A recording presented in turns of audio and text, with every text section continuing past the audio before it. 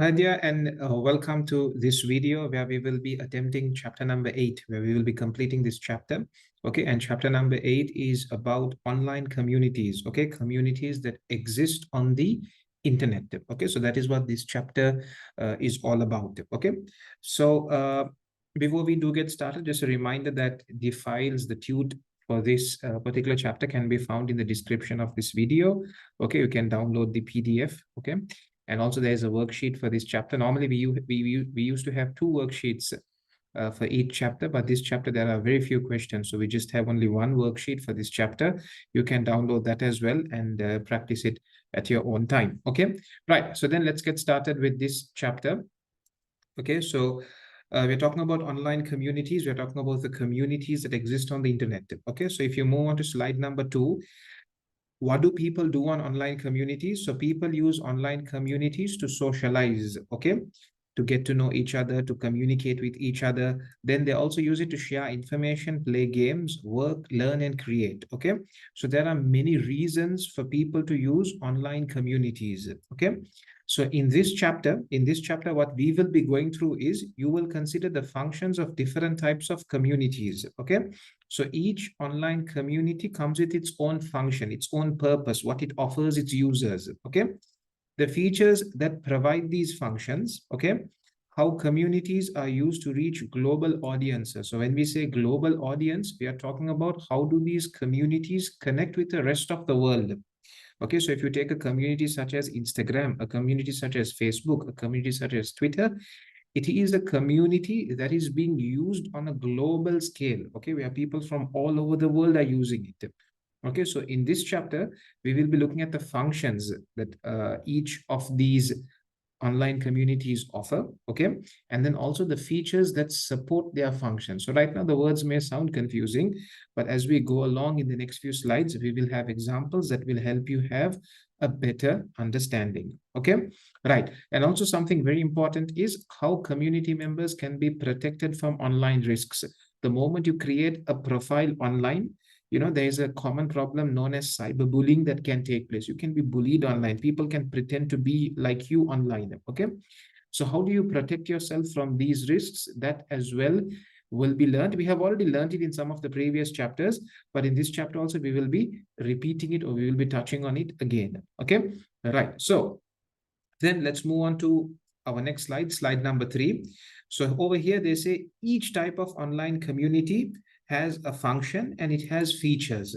So when we refer to the word function, when we say the word function, what we are referring to is what it does for the people who use it. Okay, that's what we mean when we say the function of an online community. What does it do for the users who use it? Okay, then we also have something known as features.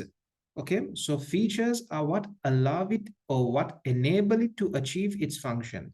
Okay, so we will be giving you examples in the next few slides. Examples are coming up. For now, I just want you to know these two words, function and features. Okay, so different online communities provide different features that their members can use to interact with each other. So when it comes to socializing, each online community will have different features. Some online communities will have similar features. Okay, now, for example, if I was to give you, if you take, for example, Instagram, WhatsApp, and Facebook, they all have a similar feature of a story that disappears in 24 hours. Okay, that is only valid for 24 hours. The same feature exists on all three online communities, on all three platforms. So it is possible for online communities to have similar features as well. Okay, they will have their differences, they will have their own differences. At the same time, online communities can have their own similarities as well. Okay, they can have their own similarities as well. Okay, right, let's go on to our first online community. Let's move on to the first online community. Okay, so we come on to the first online community, which is known as social networking communities. Okay, so online social network communities allow members to connect through a shared interest or relationships. Okay, so when you get onto social networking communities, you can become friends, you can start following, you can start subscribing. Okay, each online community or each social networking community will have a different word. Okay, like for example, Facebook says add as a friend, Instagram uses the word follow, YouTube uses the word subscribe. Okay, so they have their own words, their own terms. Okay, so basically you can connect with one another, okay, through a shared interest, okay, where both of you all are interested in something similar.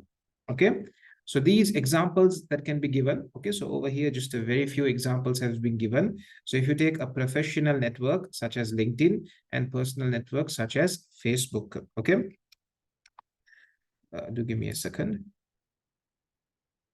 Now, these different types of network, they started out with separate functions. Okay, they started off with different functions. They had different purposes. Okay, however, just like convergence of different digital devices, just like how digital devices got converged, okay, the features and use of different types of social networks are starting to mix together, are starting to become similar to each other. Okay, so for example, some personal networks such as Facebook and Twitter are used by professionals as well as businesses. Okay, so initially LinkedIn, I'll give you an example. Initially LinkedIn started off as a professional network, as a network for professionals to connect with one another. And Facebook was a personal network where, you would just keep in touch with your friends, you would keep in touch with your family members, you would use it for leisure purposes. Okay, you would use it just for entertainment, while LinkedIn was strictly professional.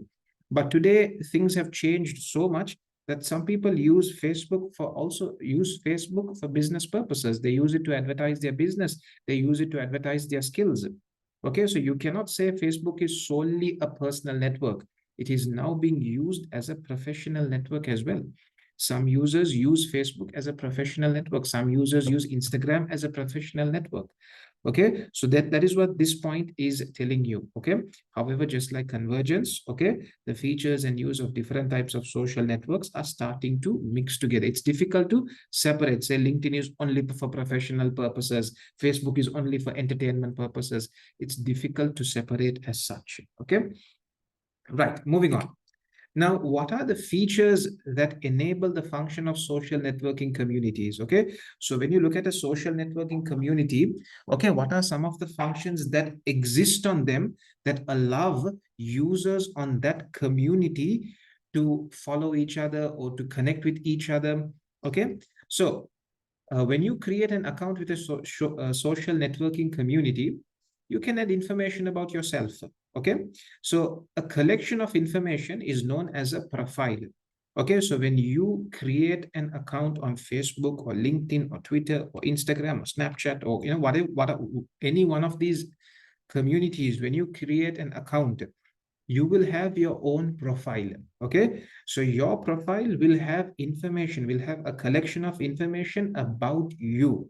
Okay, now your profile can be personalized by yourself. Okay, you can personalize your own profile. Okay, and your profile can consist of the following information. So number one, it can have biographical details such as your name, your gender, your date of birth, your location, your language. Okay, this information can be a part of your biography. Okay, then an about you, where you can give a description about yourself. Okay, you can say what you are interested in, or from what school you are, or when is your birthday, when to wish you, what are your hobbies. Okay, things like this you can have in your about you. Okay, then you can have details about your work and your education, where you're currently working, where you previously worked, where did you graduate from, where are you currently studying at. Now, some of y'all may wonder, well, I'm using Instagram, but I do not have space for so much of information. Well, if you look at Instagram, Instagram gives you a very small amount of information that you can add into your biography. So if, for example, if you look at Instagram, it allows you to put your name. It allows you to have a very short about you, and that's it. But if you look at Facebook, Facebook allows you to put all this information. Facebook, if you go to the profile of a Facebook user, okay, if you go to the profile of a Facebook user, okay, you will be able to see all this information because Facebook allows all this information. Instagram has minimized how much of information you can put onto it. Twitter is also somewhat similar. Twitter, you can have an about you, okay, but for example, your date of birth wouldn't be visible, your location wouldn't be visible, your language wouldn't be visible. Okay, but for example, if you go on to LinkedIn, LinkedIn allows you to put a lot of information about yourself. It allows you to put the courses you have completed, the colleges you have gone to, from when to when, where, I mean, for example, the companies that you worked, the timeline of the companies that you have worked with, from this state to this state, which company, from this state to this state, which company. So LinkedIn allows you to put a lot more information on your profile. Okay. Then moving on. So we're talking about, we're talking generally about social networking communities. Okay. We're talking generally. If you take all of these networking communities, they would allow you to have some of this information. Okay. So some of them will allow you to put family details, such as your relationship status, who are your family members. Okay. Things like this can also be included. Then contact information. Then you can have a profile pic, or you can have a background pic. Okay. Then moving on. So for example, I have given you some screenshots over here for you to have a better understanding. So if you look at Facebook, okay. So if you look at Facebook, Facebook allows you to put a lot of information about yourself. Okay. And if you look at Instagram, Instagram allows you to put even more information about yourself. Okay. But if you look at Instagram, Instagram is also a social networking community. Like I told you before, the about you is very, very, I mean, you do not get to, you're just given a space to type what you want. So it's up to you to decide what you want. But Facebook has a structure. Okay. You have a space for your employers. Who did you work for? Where did you study? What was your high school? What are your interests in music? You know, things like that. Okay. Right. Moving on. So what are some of the features? So now we saw one feature. We just completed one feature, okay, where you have something known as a profile, okay? So next, what are the other features that social networking communities will have? So some of the other features that they will have is friends, follow, and connect, okay? So you can become friends with one another, you can follow one another, or you can connect with one another, okay? So each of these online networking communities may use different terms. Okay, like I told you, Facebook will say add friend, Instagram would say follow. Okay, and you may have another community that uses the word connect. If you look at YouTube, for example, YouTube uses the word subscribe. Okay, then you have something called a stream or a wall or a timeline. Okay, so where you can see what others post, okay, is known as a stream, it's known as a wall, or you can call it even a timeline. Okay, then users will be able to have status updates. They will be able to post stories, or they will be able to simply put posts. Okay, so like I told you, each platform uses a different name. Okay, then you will be able to have groups. Okay, now for example, on WhatsApp, you have WhatsApp groups. On Facebook, you have groups. Okay, then you have tags where you can categorize the content. Okay, you have something known as a hashtag. Okay, you can use something known as a hashtag, and you can categorize the content. So you can say, for example, this is Sri Lanka, or this is FIFA 2022, for example. You can put a post and you can categorize that post using various tags. Okay. Then you have something known as user suggestions. So when you get onto an online community, when you get onto a social networking community, the platform that you are using, say for example, you are using Facebook, Facebook will start giving you suggestions. It will start telling you, do you want to become friends with so and so? Or Instagram may say, for example, the following contacts are now on Instagram. Do you want to follow them? Is it clear? So social networking communities will start giving you suggestions. How do they give you these suggestions? They often do this by analyzing a user's interest, and the interest of people within that user's social network then matches them to a friends of existing connections. So the platform, say you're using Instagram, Instagram will analyze your interest. It will see what you are interested in, what are the places that you visit, what are the topics you're searching about. And then it will try to match you with users that are interested in similar topics. Okay, so this is how it gives you user suggestions, people to follow, people to add as friends. Okay, then you also have something known as reactions, ratings, likes, upvotes, downvotes. So each platform has their own wording. Okay, let me just see if I can get you a screenshot. Yeah. So for example, if you see Facebook, Facebook has something known as reactions. Okay, where you can like something, you can say you love something, you can laugh at it, you can say wow, you can say you're sad, you can say you're angry. So Facebook has their own reactions. There was a social networking platform called Google Plus, and in Google Plus, you could upvote. Okay, so it wasn't like, they use the word upvote. But for example, if you look at YouTube allows you to like and dislike. Okay, so each platform has their own tool, their own way of having users interact with one another. Okay, right. Then certain platforms may have the rating option where you have 5 stars and you can choose how many stars to give on a post. Okay, right. The next feature that you would find is the share feature, where you can share what somebody else posts. Okay, so for example, on Facebook, when I put a post, somebody can share that post. It would go under my name. Okay, it would go under my name. The user is simply sharing what I have already posted. Okay, so this is a feature that exists on Instagram, on Twitter. Okay, most of the common social media platforms, you get the share option. Okay, then you can put a comment or you can put a quote. Okay, then you have something known as third-party integration. Okay, so what do we mean by third-party integration? Many websites now include direct links to social networking sites so that people can easily share information provided on the third-party website. Okay, so when we say third-party integration, what we mean is, say for example, you're signing up for a service. Okay, say for example, you want to sign up on a service. Say for example, you go to an e-commerce store. Okay, you go to an e-commerce store and you want to purchase an item. So the e-commerce store may sometimes tell you, you have to first create an account. You have to first submit your details to us. Thereafter, you can purchase items from our website. So certain websites will allow you to sign up using your Facebook account, using your Google account, using your Apple account, for example. Okay, this is what we call third-party integration. Okay, where your social media account can be used for you to sign up on another website. So instead of submitting your details from zero, what you do is you simply say, I want to sign up using my Facebook account. I want to sign up using my Google account. Okay, this is what we call third-party integration.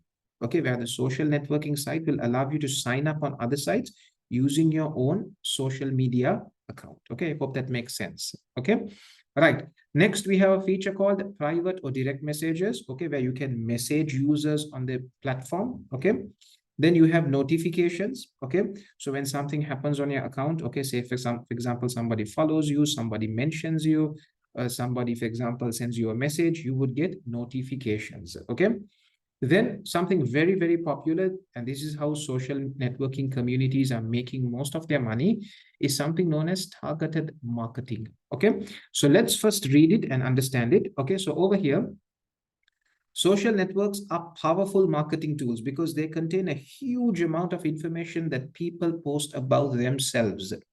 Okay, so the owners of social networking community can store this information in a database and analyze it. They can then sell this information to advertisers. Okay, so what a method for social networking communities to earn. Okay, normally they allow you to create an account for free. So how are they earning? They are earning mostly through marketing, targeted marketing, running advertisements. So when you create an account on a social media platform, we'll take Facebook as an example again. Okay, so when you create an account on Facebook, and as you keep using your account, Facebook collects information about you. It collects information about what you are interested in. It collects information about who you are. Are you a male? What is your age? Where do you live? Where do you work? How often do you travel? Where do you travel? Okay, all this information is being collected in Facebook's database. And this information is being collected about each and every user. So Facebook has a huge amount of information about users. So what companies can do? Companies can tell Facebook, for example, show this advertisement to people living in Sri Lanka, living in Colombo, who are interested in vehicles, for example. Or for example, a company can, for example, advertise, say, for example, a smartphone cover. Okay, let's say for example, there is a company that does smartphone covers.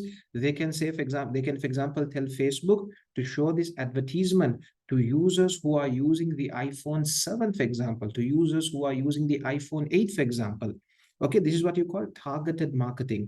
So since Facebook has information about what device you use in order to use Facebook, Facebook will be able to show this advertisement to users based on the device they are using. Okay, so this is what we call targeted marketing, where advertisements are shown to specific users, not everybody. It is only shown to specific users. This is what we call targeted marketing. Okay, and this is the main method where social networking communities earn. Okay, next you have something called analytics. Okay, so analytics is where the social networking community, let's take Twitter as an example now. Let's take Twitter as an example, where Twitter will give you information about your post. It will give you information about how many people retweeted you, how many people saw your tweet, how many people liked your tweet, how many people commented on your tweet. Okay, it will give you analytics. Okay, so you, for example, if you are a business, you can see how many people saw your post, how much of time they spent on your post, how many people shared the post, a percentage of how many people who saw it versus how many people liked it. Okay, it gives you various analytics that will give you a better understanding on how to advertise on social media. Okay, let me just show you a screenshot, very simple screenshot over here.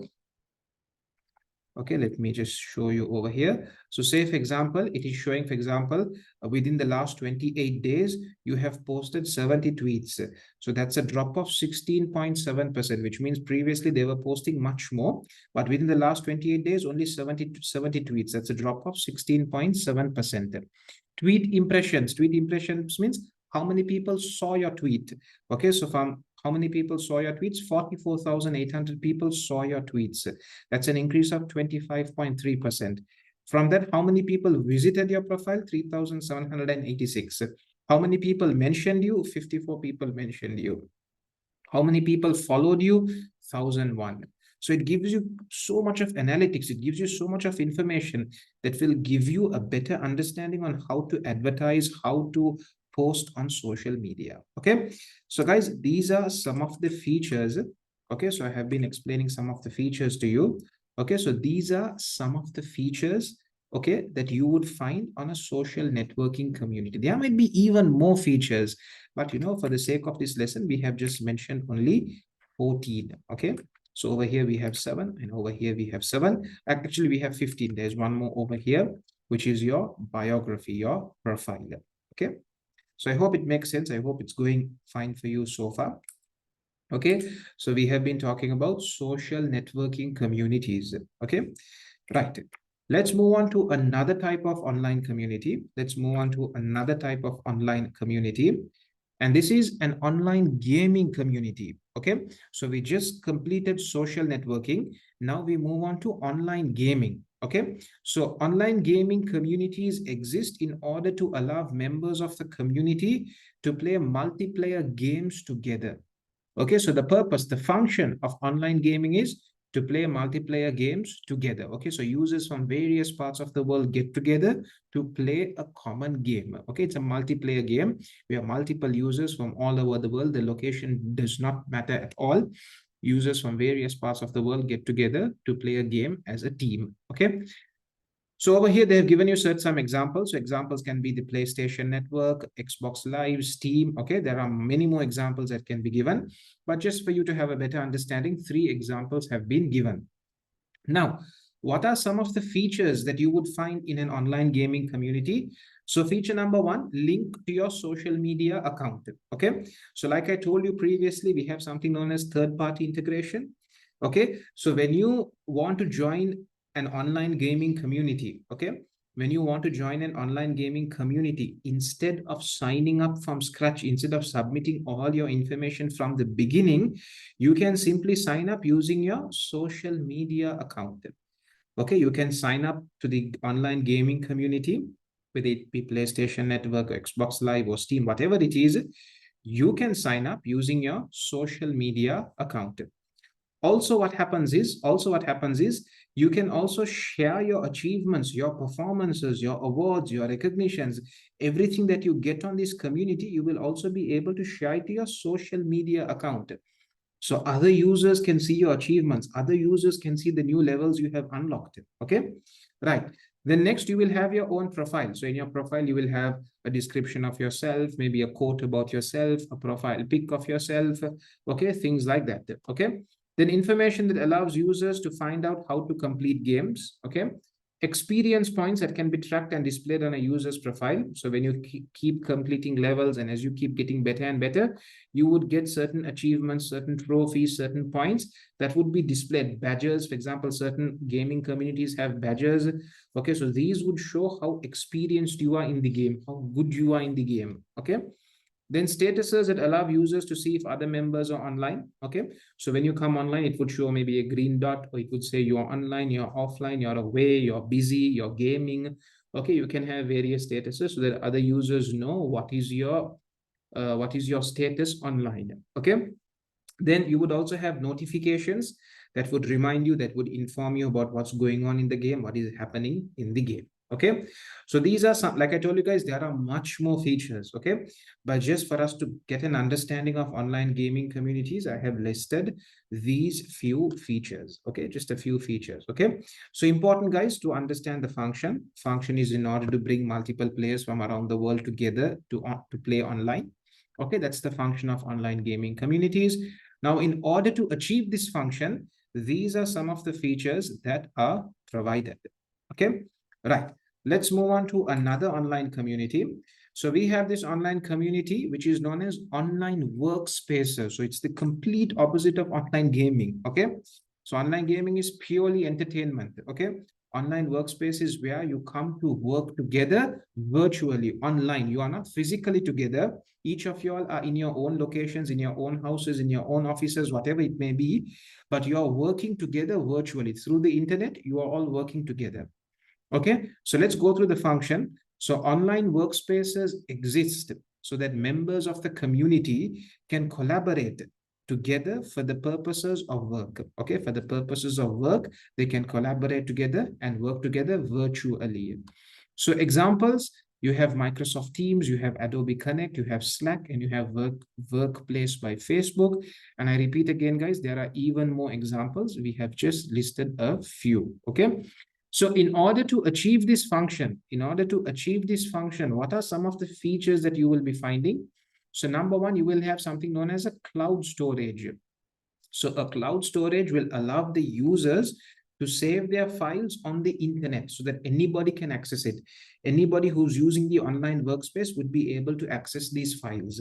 Okay, so number one, there should be a cloud storage and a web application that allows members to work on documents through web browsers. Okay, so feature number one, cloud storage and web application should be available. Okay, then there should be a feature where users can leave comments. Okay, users can leave comments on users' work. Okay, then collaborative working should be possible where multiple users can work upon the same document at the same time. Okay, this is another important feature of online workspaces. Then another feature is a messaging system where employees can message each other. Okay, they can have groups and discuss things. Okay, another feature, a shared calendar, so that users can see each other's diaries and arrange meetings accordingly. Another feature is a shared contact list so that you know who else is working with you. How do you contact them? How do you get in touch with them? Okay. Then systems for booking resources such as ICT equipment. Okay, so there should also be a system where you can book equipment. Say, for example, you need a projector, you need a microphone, you need, for example, I don't know, a photo box, for example. It depends on the job you're doing, but if there's any equipment that you need to borrow, you need to hire for yourself, there should be a system where you can book it for yourself, okay, so that nobody else will be taking it. Okay, then there should also be a virtual meeting space, okay, where meetings can happen online. Okay, so over here, if you do check this video, guys, do open this video and check it. It's a I think a 1-minute video about Microsoft Teams, some of the features Microsoft Teams has, okay, that allow it to become an online workspace. So Microsoft Teams is an excellent example for online workspace. So in this video, it shows you very quickly some of the features that are in place that allow it to be one of the best online workspace communities. Okay, do check it out. Do check it out. Okay, so guys, over here, the function of online workspaces have been given. And over here, we have the features that enable the function. Okay, so we do have even more online communities. Okay, we do have even more online communities. In the next video, we will be moving on to VLEs, virtual learning environments. Okay, see you in the next video.